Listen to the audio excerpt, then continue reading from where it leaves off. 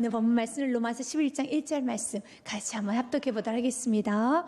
그러므로 내가 말하노니 하나님이 자기 백성을 버리셨느냐? 그럴 수 없느니라. 나도 이스라엘이요 아브라함의 씨에서 난 자요 베냐민 지파라. 오늘 바울 사도는요 질문합니다. 하나님이 이스라엘 백성들을 버리셨느냐? 아니, 그렇지 않아.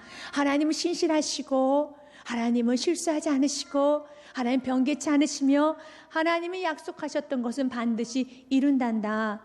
누가 증명이 되는 자냐? 내가 바로 하나님의 말씀이 이루어졌음이 보여지는 내가 증인이야 라는 말을 하고 있습니다. 사랑하는 여러분, 우리들은 하나님 앞에 참 겸손하고 순하고 고집이 없는 것처럼 보이지만 그렇지만 않습니다. 굉장히 고집이 강합니다. 자기 생각이 아주 지독하리만큼 강해서 하나님을 믿으면서도 하나님이 하시면 된다라는 그런 믿음, 그런 은혜를 받았음에도 불구하고 어떤 문제에 봉착하게 되면은 안 된다는 말을 많이 합니다. 그러면서 주위에 있는 사람들이 기도하면 되잖아요. 기도합시다 하면 안 되는 건 안 되는 거야 라고 말하면서 자기 생각에 안 된다는 생각이 사로잡히기 시작하면 하나님도 못하실 것이야 라고 부정적으로 마침표를 찍어버릴 때가 있다는 겁니다. 오늘 이 부분이 주님 안에서 참 해결받으시길 바라겠습니다. 우리는 못합니다.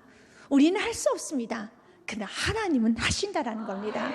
이게 하나님께서 가장 기뻐하는 믿음이요, 이것이 바로 겸손 중에 겸손이라는 것입니다. 바울 사도가 너희들 마음 가운데 이스라엘 백성들에게는 가망이 없어. 너희들 마음 가운데 저 사람은 가망이 없어. 아니, 나는 가망이 없어. 이 문제 해결되지 않아. 우리 가정 해결되지 않아. 우리 가정 흐름 조직가 얼마나 많은데 저 사람이 얼마나 죄로 인한 상처가 많아서 자기 생각이 꽉 들어차서 절대로 변화되지 않을 거야 라고 생각하고 있다라며 오늘 이 생각을 십자가에 못 박으십시오. 저와 여러분 은혜로 구원받은 것처럼 그 사람에게도 은혜가 임합니다. 어떤 사람에게 그 은혜를 믿는 자, 나를 변화시켜 주신 그 능력의 주를 믿는 자에게 한 동일하게 역사하여 주신다는 것입니다. 그래서 바울서 이렇게 말합니다.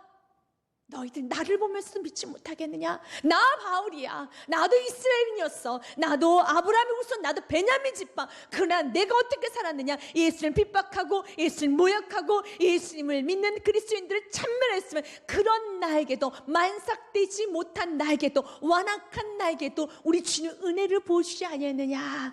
이걸 한번 기억해 보라는 것입니다. 사랑하는 여러분, 우리 주님의 은혜는 풍성합니다.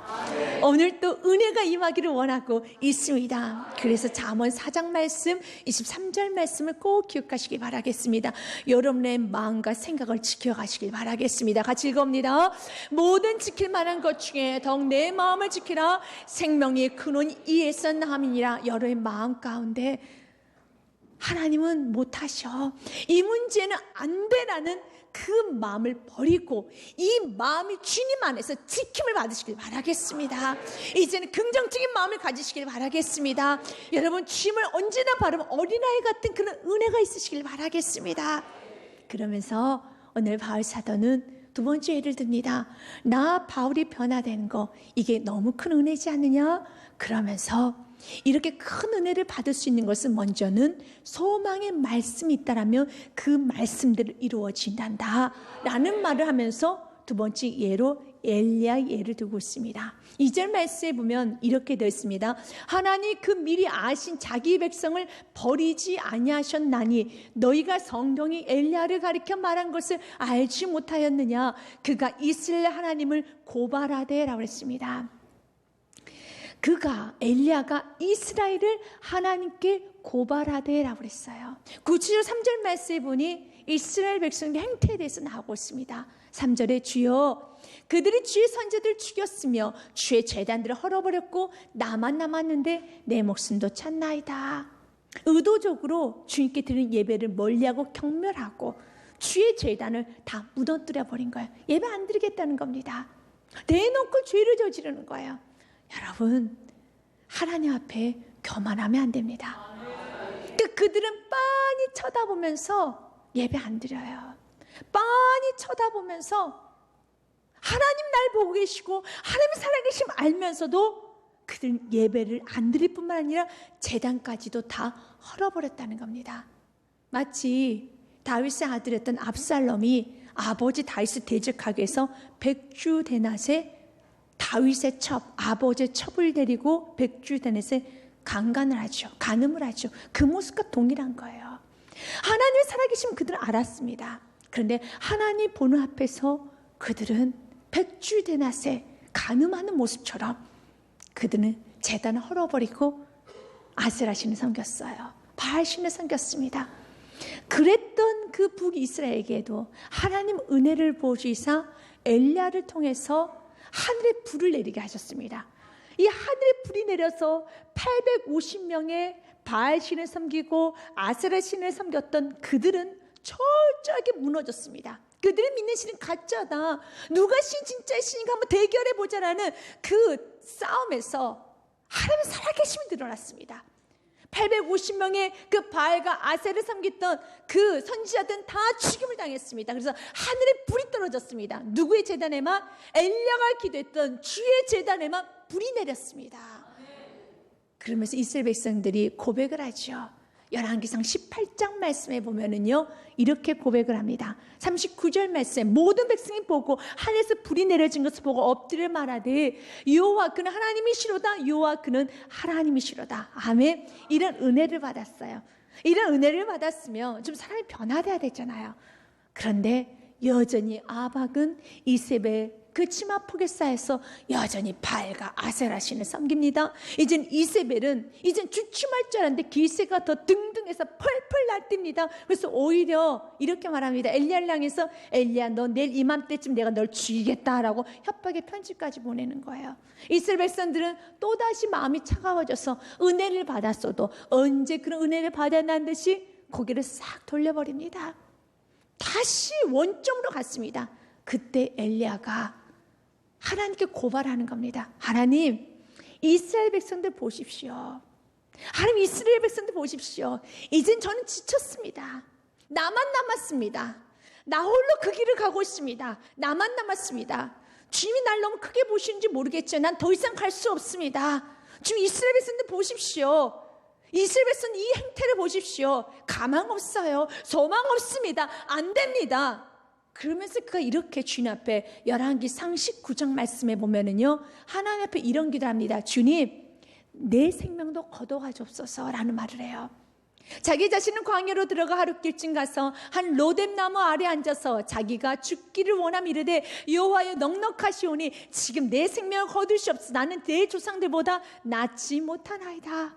난 내 조상들보다 믿음이 그렇게 좋지 않아요. 나 그렇게 큰 힘은 아닙니다. 오늘로서 난 여기서 종결하겠습니다. 소망 없습니다. 혹시 여기 앉아 계신 우리 사랑하는 성도님들 중에서도 엘리야처럼 우리 가정 소망 없어요. 이 사람 변화 안 되는 사람이에요. 조금 은혜 받아서 변화되는 것 같은데 다시 지금 원점이잖아요. 오히려 악을 더 심하게 부리잖아요. 펄펄 날뛰고 있잖아요. 이세벨 여인처럼 펄펄 날뛰고 아방처럼 언제 그랬냐는 듯이 저렇게 배 내밀고 다니잖아요. 저렇게 차가워졌잖아요. 가망 없어요. 우리 가정 가망 없고 우리 남편 없고 우리 자녀 없고 사업자인 가망 없고 내 몸은 이젠 다 죽었습니다. 가망 없습니다 라고 생각하신 분이 있다라면 오늘 이 말씀에 절대 깨지십시오.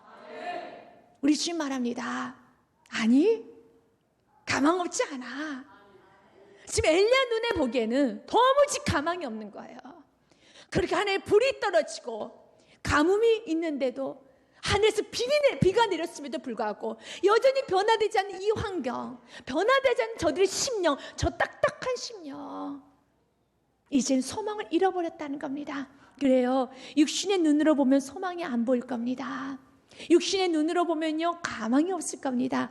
그런데 혹시 여러분의 가정에, 여러분 심령에 약속의 말씀이 떨어졌습니까? 그러면 그 말씀 이루어집니다.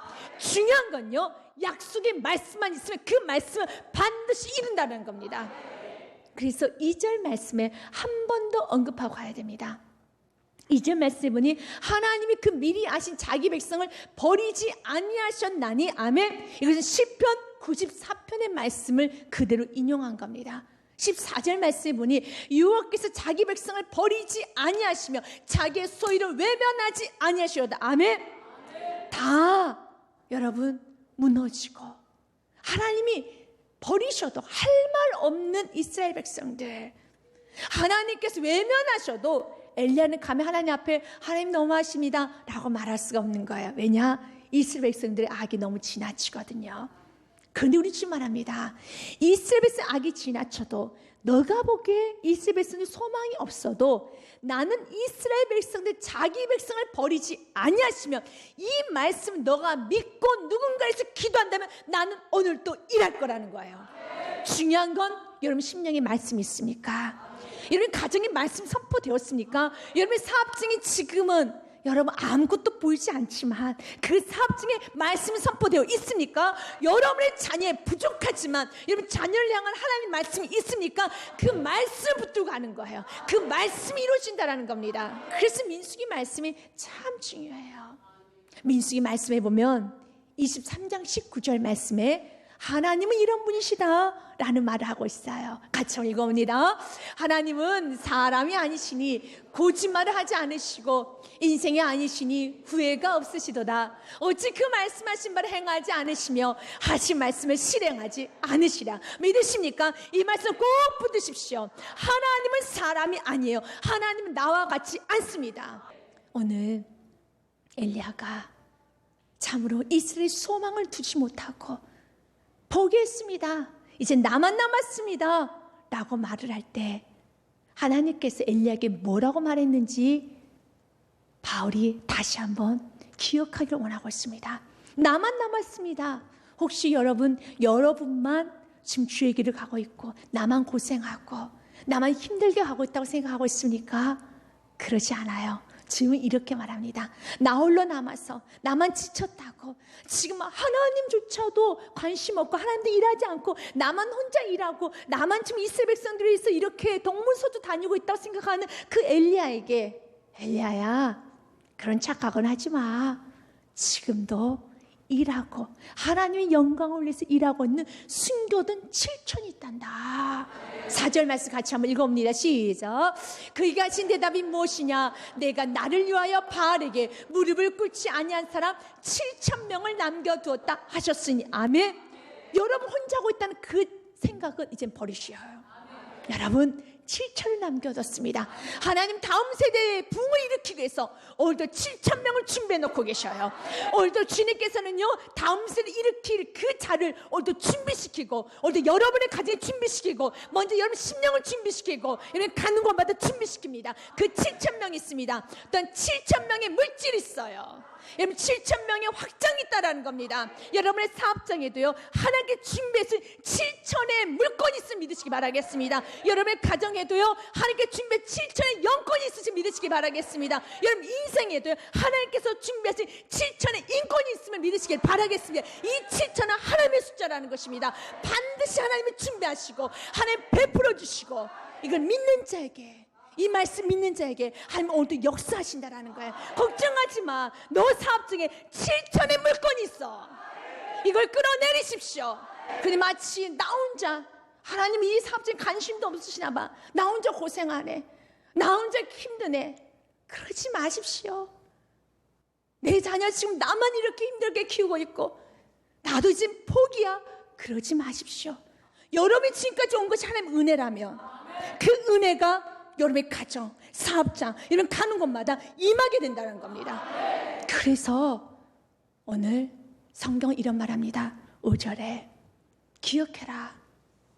그 7전이라는 숫자가 남은 거 엘리야야 네가 남은 건 은혜야. 은혜야. 같이 한번 읽어봅니다. 12장 5절입니다. 그런즉 이와 같이 지금도 은혜로 택하심을 따라 남은 자가 있느니라. 아멘. 은혜라는 겁니다. 바울이 왜 이분을 은혜로 해석했는지 아십니까? 대다수는 예수님을 배척하고 예수님 영접지 아니하고 예수께 대적했습니다. 그런데 나 바울은 대다수에 속하지 아니하고 거기서 구원받아서 예수님을 주로 영접하고 예수님을 전한 복음의 사도가 되었는데 이건 은혜라고 해석을 하는 거예요. 내가 대다수에 끼어있지 아니하고 내가 좁은 길을 가는 건 은혜라는 거예요. 여러분들이 세상에 물들지 아니하고 좁은 길 십자가의 길 말씀의 길을 가고 있다라면 이것을 여러분들이 야 나만 너무 고생한다 나만 힘들다 생각하는 것이 아니라 내가 대다수에 껴있지 아니하고 내가 그들과 섞여 사는 것이 아니라 무리 중에 있는 것이 아니라 내가 말씀의 길을 갈 수 있는 건 은혜였습니다. 내가 이렇게 사는 건 은혜였습니다. 여러분 생각해 보십시오. 여러분이 그 무리 사이에 껴서 하나님을 대적하고 믿음을 살지 아니하고 세상적인 종교적이고 하나님 싫어하는 짓만 하고 여러분 이 세상을 마칠 때 얼마나 끔찍하겠습니까? 여러분들이 그래도 부족하여도 말씀대로 살기를 결단하며 여러분이 부족하여도 하나님 편에 서기를 원하며 오늘도 하나님께 나에게 주신 그 말씀 앞에 정직히 가고 있다라면 이건 여러분의 힘이 아니라 은혜라는 겁니다. 마르틴 로이드 존스 목사님이 이 부분 로마서 11장 부분에 대해서는 이렇게 좀 말을 했습니다. 남은 자의 교리가 없었더라면 이스라엘 백성 오래전에 우리가 주님이 오시기 훨씬 전에 사라졌을 것입니다. 교회도 하나님의 목적을 위한 것이 아니었다면 오래전에 완전히 사라져버리고 말았을 것입니다. 그러면서 그는 숫자에 의해 넋을 잃지 말라, 무리들 따르지 말라 말을 합니다. 엘리야 시대에 거의 모든 사람들이 그릇된 편에 있었습니다. 그러나 엘리야는 틀림없이 내가 잘못되었다, 나 혼자만 옳고 다른 모든 사람들이 잘못될 수는 없다라고 말하지 않았습니다. 전 세계가 다르게 말하더라도 상관없었습니다. 무리를 따르지 마십시오. 또 숫자가 항상 옳다는 생각을 갖지 마십시오. 기억하십시오. 진리는 언제나 단두대 위에 있고 거짓은 언제나 왕좌에 있습니다. 사랑하는 여러분, 남은 자의 교리 문제는 진리이지 숫자나 인기가 아닙니다. 여러분, 우리가 때로는 이렇게 많은 사람들이 이렇게 마음대로 사는데 설마 그게 다 잘못된 것일까? 아닐 거야. 내가 좀 잘못된 게 아닐까? 라는 생각을 하지 마십시오. 오늘 엘리야는 그 말을 전하고 있는 거예요. 많은 사람은 그렇게 살아도 말씀에 그 길이 옳은 길이 아니라면 말씀의 길을 가라는 겁니다. 그리고 네가 말씀의 길을 갈 수 있는 건 너의 힘, 너의 공로, 더 나아가서 아쉬울 것도 없다라는 거예요. 왜? 내가 그들 사이에서 나와서 내가 말씀을 갈 수 있는 건 은혜라는 겁니다. 그러면서 오늘 바울 사도는 그런 은혜 안에 있지 아니하면은 사람들은 이렇게 완악해져 갈 것이다라는 말합니다. 이 말씀이 7절부터 10절까지 있습니다. 7절의 말씀에 보니 은혜 아래 거하지 아니하면 사람이 우둔해진다라는 거예요. 그런즉 어떠하냐? 이스라엘이 구하는 그것을 얻지 못하고, 여기서 구하다라는 것은요, 헬라에 보니 에페테타라고 했습니다. 애쓰는 거예요. 그들은 애를 썼어요. 무엇을? 하나님의 복을 받기 위해서, 하나님의 의를 이루기 위해서, 아버지의 뜻을 찾기 위해서 애를 썼습니다. 그럼 얻지 못했어요. 여러분, 하나님의 복은요, 하나님의 뜻은요, 애써서 되는 게 아니에요. 여러분, 힘써서 되는 게 아닙니다. 여러분, 이것은 은혜를 받은 삶이 갈 수 있는 거예요. 오직 택하심을 입은 자가 얻었고라고 했습니다. 이건 노력해서 하는 게 아니라 택하심을 입은 자가. 그래서 택하심이라는 것은 에클로겐이라 했습니다. 이건 선택이에요. 하나님께서 구원하시기 위해서 부르신 사람, 택하심. 하나님께 chosen, 선택한 사람이라는 겁니다. 우리 교회를 우리가 뭐라고 말합니까? 에클레시아라고 말합니다. 이것이 에클레시온에서 왔습니다. 에클레시아. 그래서 교회는 내가 내 발로 다닌 것 같지만 그렇지 않아요. 교회는 하나님께서 부르셨기 때문에 이 교회에 온 겁니다. 하나님께서 부르신 사람들의 모임이 교회라는 것입니다. 그리고 이렇게 하나님께서 부르시고 내가 교회를 다니고 내가 구원받는 건 무엇이라고? 이것은 택하심을 입은 것은 무엇이라고? 은혜라는 거예요. 은혜라는 겁니다. 내 행위가 아니라 내가 내 말로 걸어갔고 내가 선택한 것이 아니라 이건 당신께서 선택해 주셔서 내가 하나님을 섬기게 되고 내가 교회를 섬길 수 있는, 이건 은혜라는 겁니다. 근데 그 은혜를 잃어버렸을 때 첫 번째 나타나는 현상, 우둔해졌느니라. 우둔해진다는 게 무엇입니까? 여러분, 마음이 돌같이 딱딱해진다는 거예요. 은혜를 잃어버리며 마음이 돌같이 딱딱해집니다. 그래서 말씀을 들어도 그 말씀 앞에 마음이 돌같이 딱딱해져서 말씀이 들어가지를 못해요. 말씀이 비춰지지 못합니다. 은혜 밖에 있으면은요, 왜 그렇습니까? 은혜 밖에 있으면 자꾸 내세고 싶은 것은 내 행위, 내 공로, 내 생각, 내 감정만 자꾸 내세면서 하나님 앞에 원망 불평하는 거예요. 마음이 둔해져서. 그래, 은혜 안에 거하게 되면 주님 구원받은 게 은혜입니다. 내가 무리 중에 섞이지 않고 내가 이렇게 말씀을 가눌 수 있는 게 은혜입니다.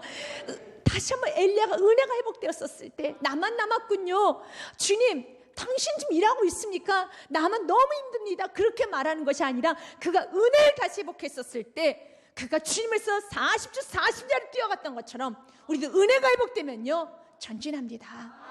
시간 아끼지 않습니다. 자신 몸 아끼지 않습니다. 물질 아끼지 않습니다. 자기 거 남겨두지 않습니다. 오직 전진만 한다는 겁니다. 그러면서 은혜 비껴나간 사람의 또 특징이 나와요.